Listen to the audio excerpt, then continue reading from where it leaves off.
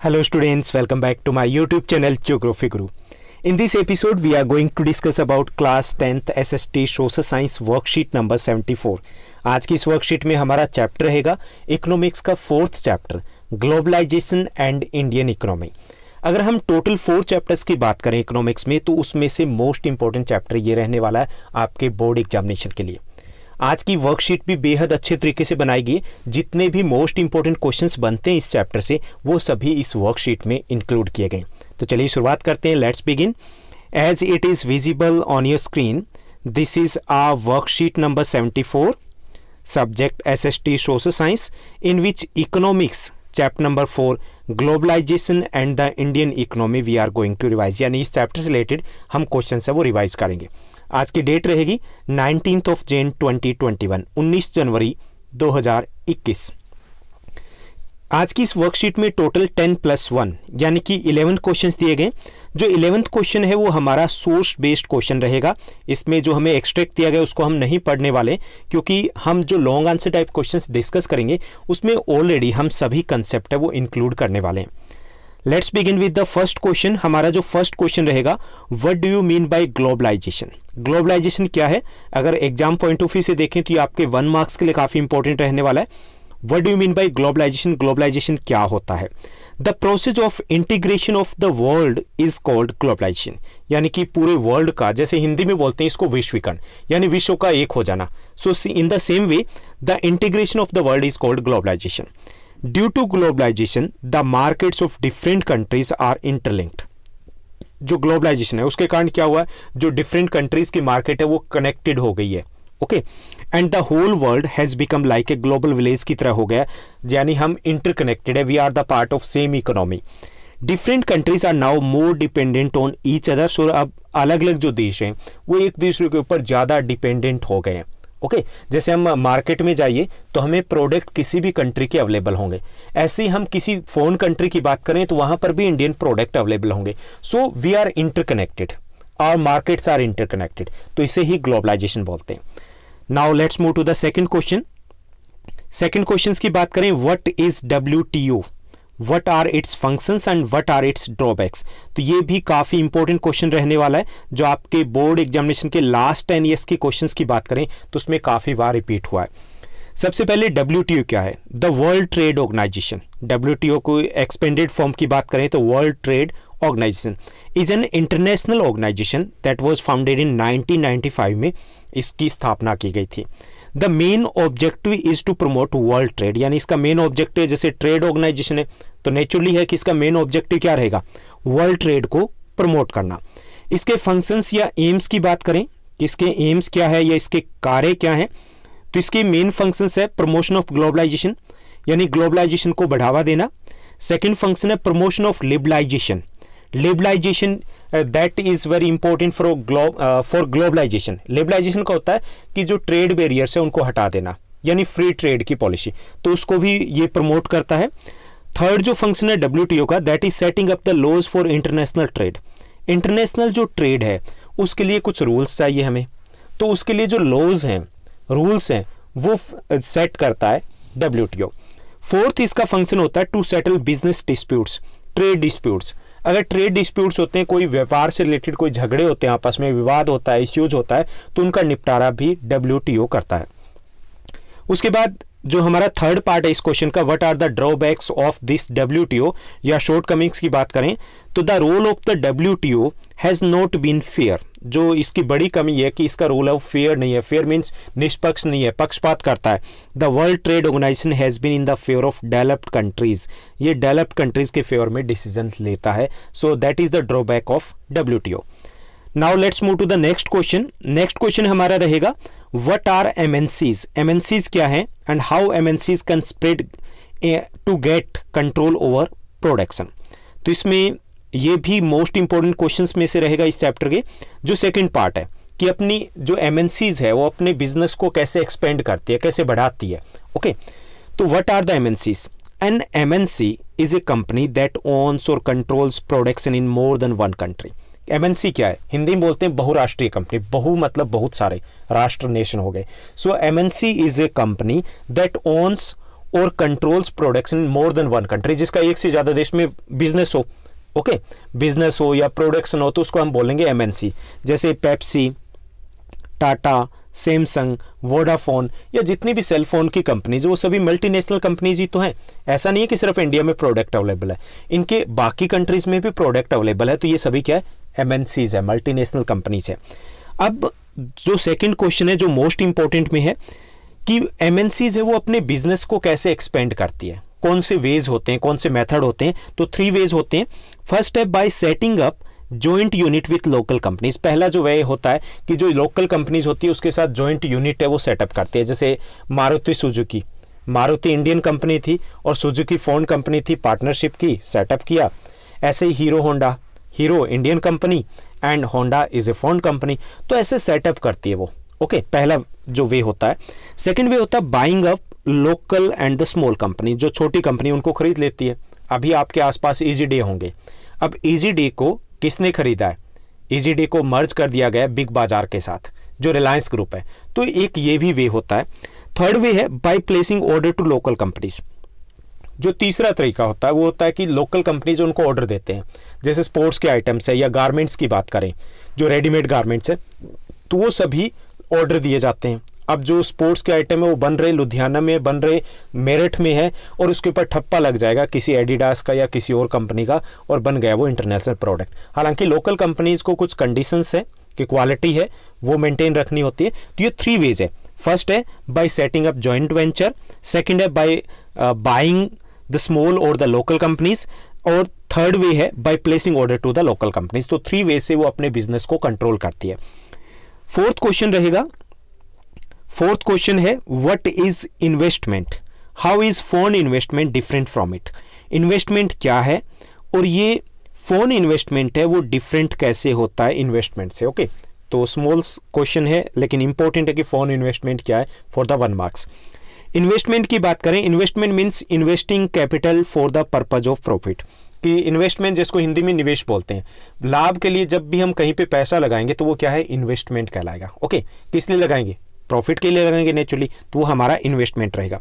For example, to start our business we invest capital in land, furniture, machine etcetera. For example, हमें चांदनी चौक पे अपनी shop करनी है, okay, तो हम रेंट पे शॉप लेंगे, पैसा लगेगा, हम फर्नीचर लेंगे, पैसा लगेगा, हम कुछ सामान लेकर के आएंगे, पैसा लगेगा, तो ये क्या हमारा इन्वेस्टमेंट है, okay. So this is investment. Investment means investing capital for the purpose of profit, okay. For example, for buying the furniture, machine, tools etcetera, this is the investment. अब बात आती है फोन इन्वेस्टमेंट क्या है। When a multinational company invests it is called phone investment, यानी कि जब यही इन्वेस्टमेंट कोई मल्टीनेशनल कंपनी करती है, एमएनसीज करती है, तो उसको हम बोलेंगे फोन इन्वेस्टमेंट। उसके बाद हमारा 5th क्वेश्चन रहेगा। 5th क्वेश्चन है why are trade barriers imposed on trade and investment in a country, यानी कि ट्रेड बैरियर्स है वो क्यों इम्पोज किए जाते हैं ट्रेड और इन्वेस्टमेंट के ऊपर। जैसे किसी भी देश में ट्रेड बैरियर्स को हम हिंदी में कहें तो व्यापार अवरोधक होते हैं।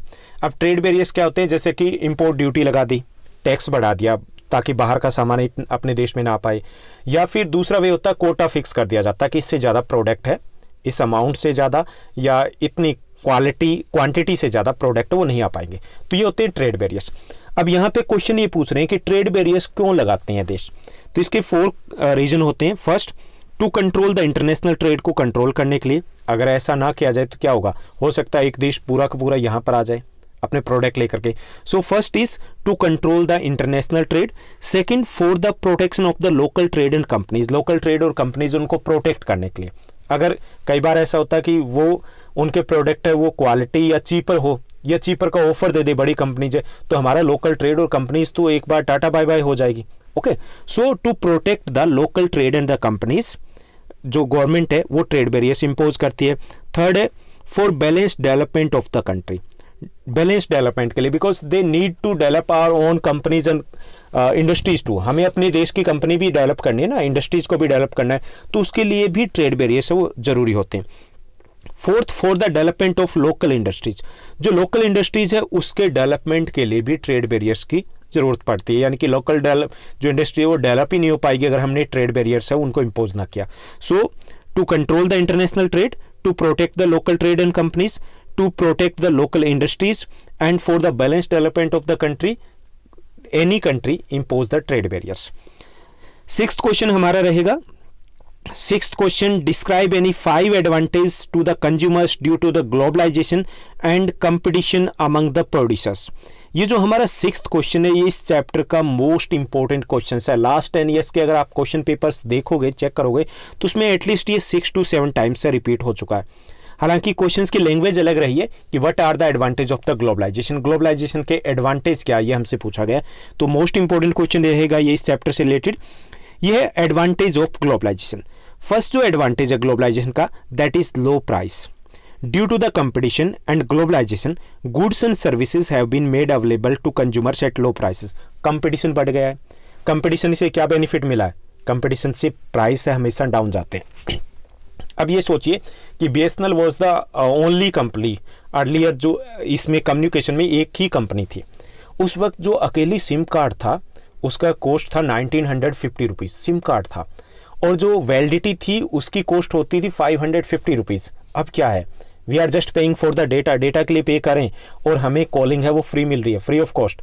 सो ये लोअर प्राइस क्यों है? कंपटीशन के कारण. Same is there with the cell phone industries की बात की जाए, earlier there was just 2 companies, Nokia Motorola हुआ करती थी.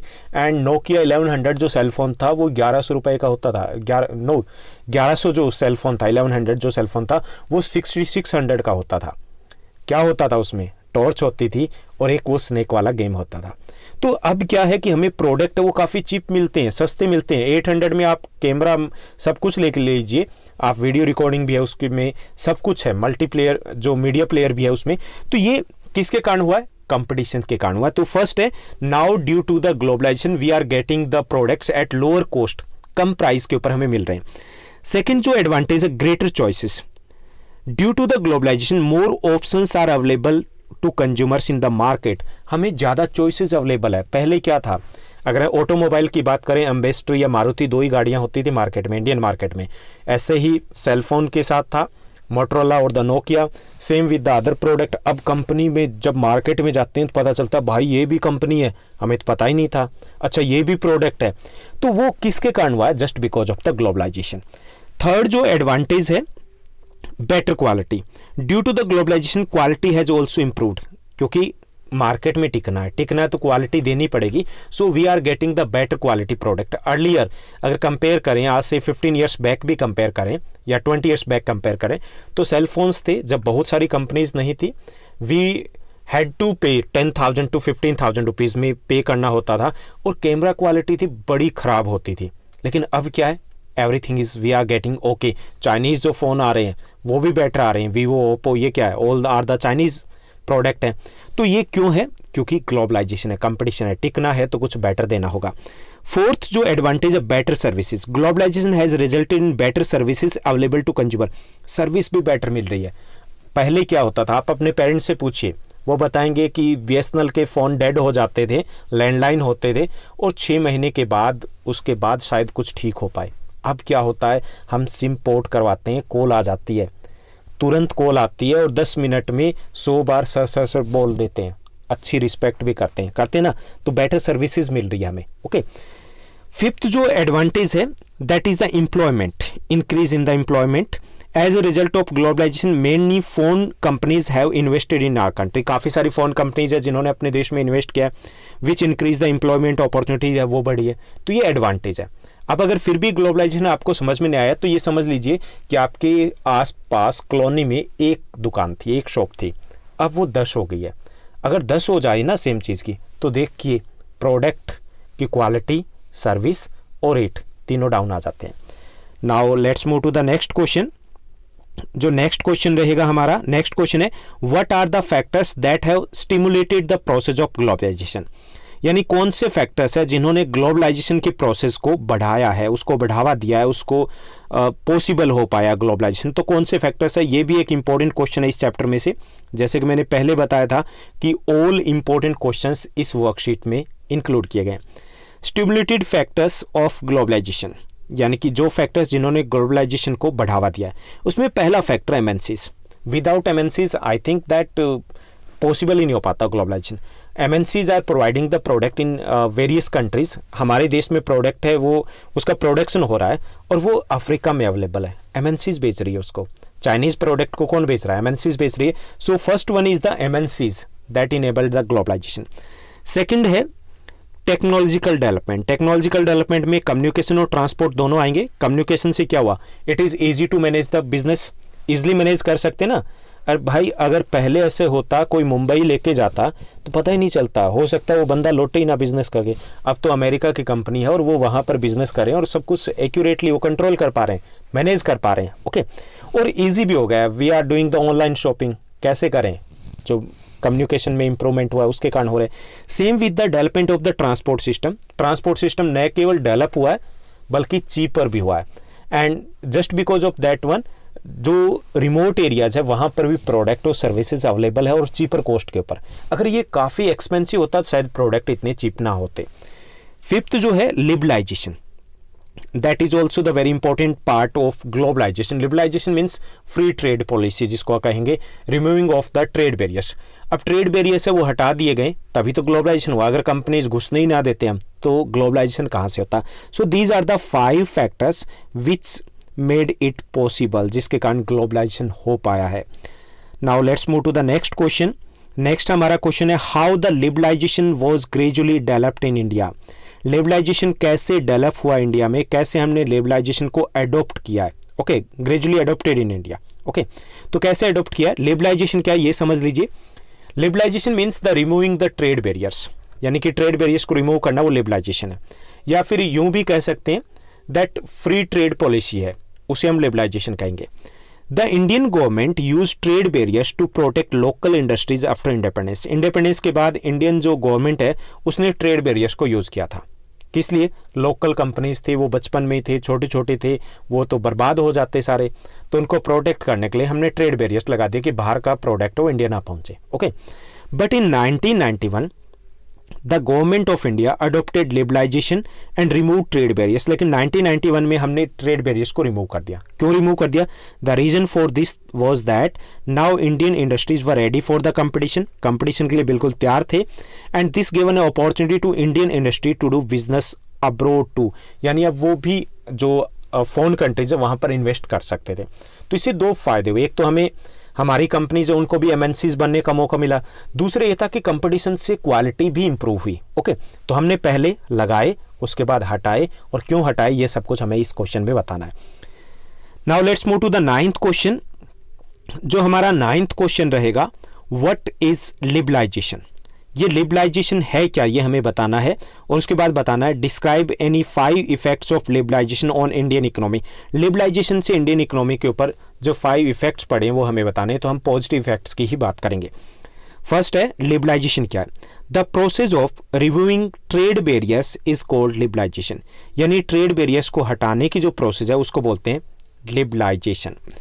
उसके बाद इफेक्ट्स की बात करें यहाँ पर, तो काफ़ी सारे पॉजिटिव इफेक्ट्स पड़े हैं, यानी ये भी हम कह सकते हैं एडवांटेज ऑफ ग्लोबलाइजेशन में इंक्लूड रहेंगे। यानी कि उस क्वेश्चन में भी हम ग्लोबलाइजेशन के अगर एडवांटेज की बात करें तो उसमें भी हम इंक्लूड कर सकते हैं।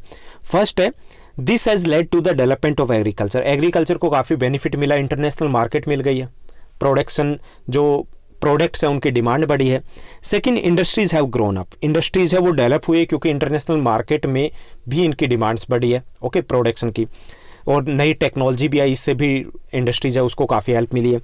Third, there has been an increase in employment opportunity in the country. हमारे देश में एम्प्लॉयमेंट जो अपॉर्चुनिटीज़ है वो भी बढ़ी है क्योंकि कंपनीज आई तो काम तो मिलेगा। फोर्थ है consumers have benefited due to lower prices and better choices के कारण कंज्यूमर्स है उनको भी एडवांटेज हुए हैं, जो हम अभी ऑलरेडी डिस्कस कर चुके हैं कि काफ़ी सारे एडवांटेज हुए, lower prices, better choices, better services, better qualities. Okay, ये सारे एडवांटेज हमें भी मिले हैं।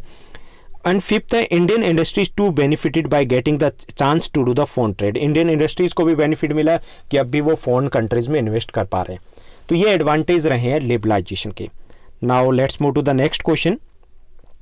नेक्स्ट क्वेश्चन है how information technology is increasing the process of globalization. हमें बताना है कि ग्लोबलाइजेशन की प्रोसेस है उसमें आईटी इंडस्ट्री का क्या रोल है। हालांकि ये जो हिंदी मीडियम में क्वेश्चन दिया गया है वहाँ पे सिर्फ टेक्नोलॉजी की बात की गई, यहाँ पे आईटी टेक्नोलॉजी की बात की गई, तो थोड़ा सा डिफरेंस रहेगा। ये फर्स्ट जो हम कहेंगे कि कैसे आईटी ने हेल्प किया, market have been able to connect with each other closely due to the development of IT industry. जो मार्केट कनेक्ट हो पाई है वो आईटी के कारण कनेक्ट हो पाई है। हम जो ऑनलाइन शॉपिंग की बात करते हैं या फिर प्रोडक्ट में डिमांड्स की बात होती है, ऑर्डर प्लेस किए जाते हैं, वो सब कुछ कहाँ हो रहे हैं, इंटरनेट के थ्रू हो रहे हैं। ओके, तो आईटी ने मार्केट को कनेक्ट किया है। Second, due to the technology development trade between distant parts has also become possible. जो डिस्टेंट पार्ट्स थे वहाँ पर भी टेक्नोलॉजी ने काफ़ी हेल्प की है, ट्रेड की पॉसिबिलिटीज़ को बढ़ाया। थर्ड है, it has made management of business much easier. Business को मैनेज करना ऑलरेडी डिस्कस किया हमने कि काफ़ी इजी हो गया, कंट्रोल कर सकते हैं। अमेरिका में बैठा बंदा यहाँ पर अपने बिजनेस को कंट्रोल कर रहा है। अब ये थोड़ी है कि जो मुकेश अंबानी है वो अकेला वहीं पे बैठे हुए क्या बिजनेस कंट्रोल कर पाता, शायद वो गुजरात में ही रह जाते, लेकिन अब वो all over the world control करें just because of this technology. It has also developed और helped in the promotion of trade. Trade का प्रमोशन भी होता है, ऑनलाइन शॉपिंग से आप थोड़ा सा सर्च कीजिए किसी गूगल के ऊपर, आपको उसके बाद उसी प्रोडक्ट की ऐड दिखाएंगे, तो क्या कौन इसको प्रमोट करा बिजनेस को, that is the IT industry. Okay, so that was the 10th question. Now let's move to the second segment हमारा रहेगा, जिसमें हमारा एक सोर्स बेस्ड क्वेश्चन है, यानी हमें एक एक्सट्रैक्ट दिया गया है, पैराग्राफ दिया गया है जिसको हमें पढ़ना है। ऑलरेडी आप रीड कर चुके होंगे, नहीं किया तो उसको कर लीजिए। यहाँ पे हमें फर्स्ट जो क्वेश्चन दिया गया है, describe the globalization in your own words. अपने वर्ड्स में हमें ग्लोबलाइजेशन को डिस्क्राइब करना है, तो अपनी लैंग्वेज में आप बता सकते हो। The process of integration of the world is called globalisation, यानी कि पूरे विश्व का जुड़ना ग्लोबलाइजेशन है। हिंदी में बड़ी आसान सी डेफिनेशन है इसकी, वैश्वीकरण, विश्व का एकीकरण होना, विश्व का एक हो जाना। Okay, due to globalization the markets of all countries are interlinked. और इस ग्लोबलाइजेशन के कारण पूरे वर्ल्ड की मार्केट है वो इंटरलिंक्ड हो गई है, इंटरडिपेंडेंट हो गई है। सेकेंड क्वेश्चन है, describe the role of MNCs in the process of globalization. Globalization में एमएनसीज का रोल क्या रहा है ये हमें डिफाइन करना है।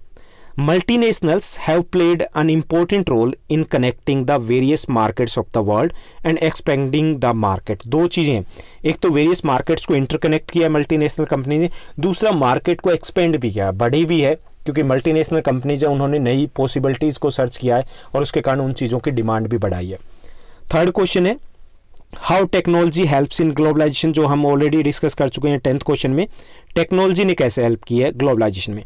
Due to technology trade has become possible in remote areas तक भी ट्रेड पहुंच पाया है, ईजिली हो पाया है। Second, business management become much easier, business management है वो भी काफ़ी ईजियर हो गया।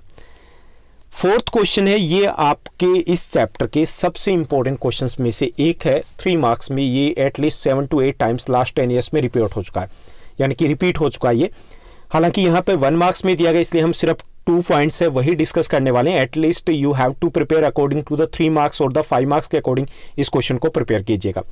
यहाँ पे suggest some measures for fair globalization. Fair globalization के लिए कुछ मेजर्स है वो सजेस्ट कीजिए। फेयर का मतलब है कि जिसमें सबको एक जैसा एडवांटेज मिले। अब क्या हो रहा है, ग्लोबलाइजेशन इज गोइंग ऑन, लेकिन जो लेबर क्लास है या स्मॉल कंपनीज है या स्मॉल इंडस्ट्रीज़ है या फिर जो लोअर क्लास है, लोअर मिडिल क्लास है, उनको कोई फ़ायदा नहीं है, बाकी कोई बेनिफिट हो रहे हैं। तो सबको बेनिफिट कैसे हो, इसके लिए कुछ हमें सजेशन देने हैं। फर्स्ट है, labour laws should be strictly enforced. जो लेबर लॉज हैं वो स्ट्रिक्टली इन्फोर्स किए जाएं, लागू किए जाएं, ताकि जो एक्सप्लोटेशन हो रहा है लेबर्स का मल्टीनेशनल कंपनीज के द्वारा वो कम हो।